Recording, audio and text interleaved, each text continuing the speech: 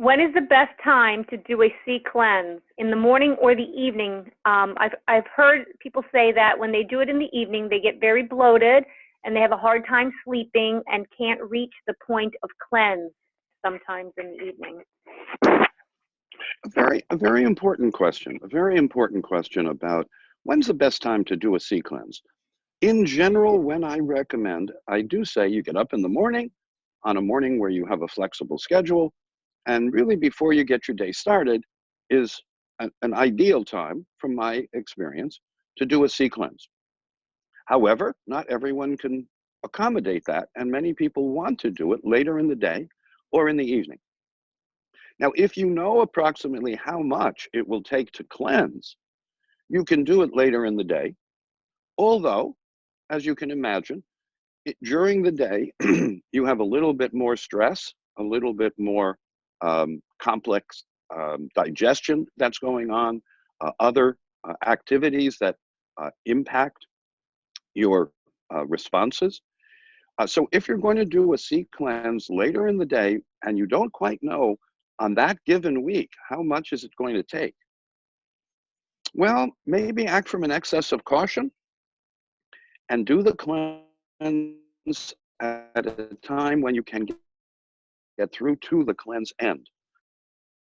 The one thing I do encourage people to be aware is that if you stop the cleanse before you flush, before you cleanse, you're likely to recirculate toxins.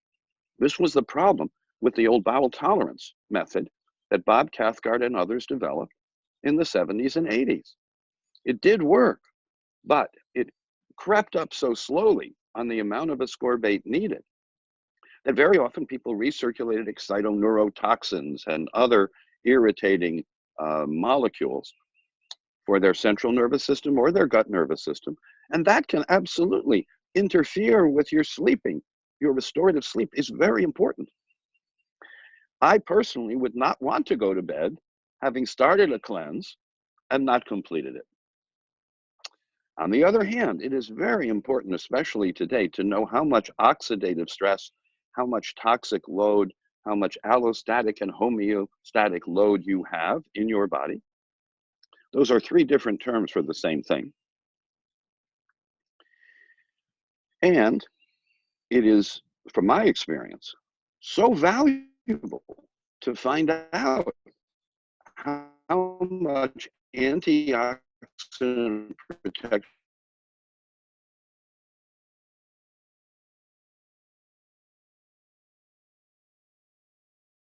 people at the start of the cleanse will do better by taking a dose of PERQUE Guard and polyphenolics. They'll do better at the start of the cleanse by including some fiber or including some prebiotic fibers like the PERQUE Regularity Guard, or the probiotics, the PERQUE Digestive Guard, or in people who have a delicate tummy and tend to bloat, tend to retain fluid, especially if they don't go completely to the cleanse, they might benefit from recycled glutamine, the PERQUE Endura Pack Guard, the symbiotic.